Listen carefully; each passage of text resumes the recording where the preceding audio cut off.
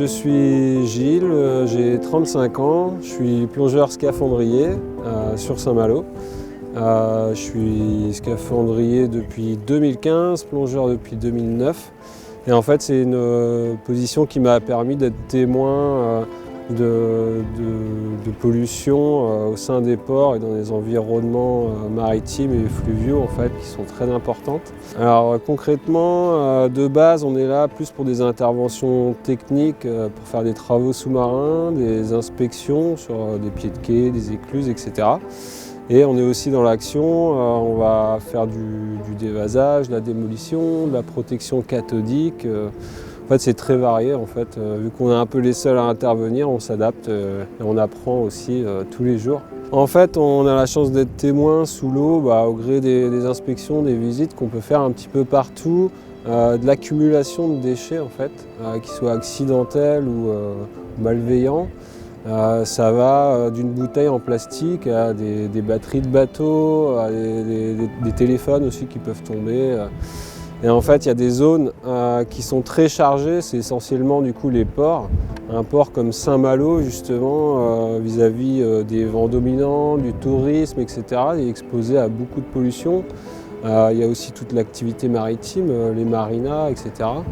Donc en fait, l'idée, en fait, c'est déjà de témoigner, de créer une banque d'images en fait, sur ce qui se passe au fond, parce que là, on passe de l'autre côté du miroir.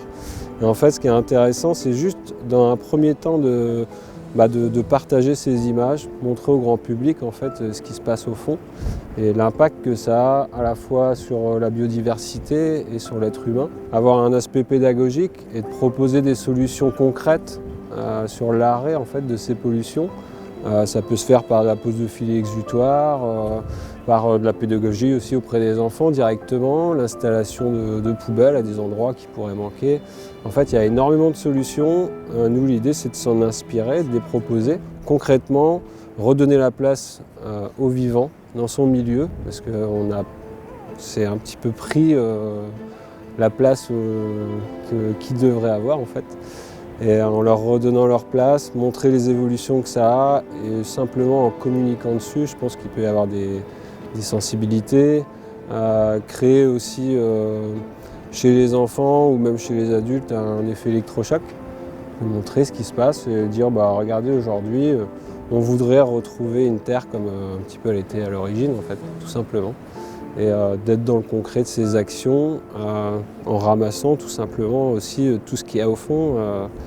Il y a un boulot qui est assez énorme et faire réagir les collectivités, les touristes, les gens qui y passent, leur montrer qu'ils vivent dans un milieu qui est sensible, qui nous apporte beaucoup mais qu'on ne peut pas le détruire en fait. Et aujourd'hui il faut le réparer et on est là pour ça. Dans mon discours, quand je parle pollution accidentelle ou non, c'est pas forcément parce que les gens ne sont pas sensibles, il y a énormément de gens qui sont déjà sensibilisés à ce point-là. Cela dit, il se passe quand même des choses et en fait on a besoin de les montrer. Si c'est accidentel, à ce moment-là, c'est à nous de trouver des solutions pour que ces accidents soient évités. Ça peut être juste par la transformation d'un produit qui peut s'envoler au vent en le mettant en biodégradable. À ce moment-là, on élimine déjà un problème.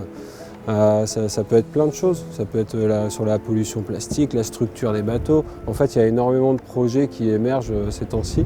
Et maintenant, il faut qu'on arrive concrètement à arrêter un petit peu de toujours grignoter sur la vie sous-marine, quoi, et la vie en général. Puis il y a des solutions qui existent déjà en montrant et en expliquant la durée de vie d'un plastique, par exemple. On peut prendre un morceau de carton, s'en servir différemment, partir sur les solutions même avec les algues. Tout ce qui est biosourcé, en fait, c'est hyper intelligent. Le problème, on en revient toujours à un problème économique, en fait. Et c'est là où la mentalité des gens doit changer. C'est là où, dans la mentalité, il faut un petit peu avoir un impact assez fort. C'est pour ça que le côté pédagogique, il est essentiel. C'est travailler directement avec les enfants, semer une graine, arroser, et puis voir un petit peu dans le futur que ça peut donner.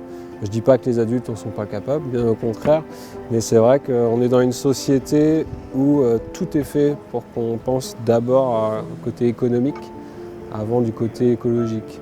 Donc là-dessus, il faut peut-être inverser les paradigmes Et puis voilà, on est là tous pour vivre en harmonie, donc on arrête d'être un petit peu trop chacun pour soi, aussi dans des effets de seuil financiers qui au final ont un impact derrière qui est assez terrible.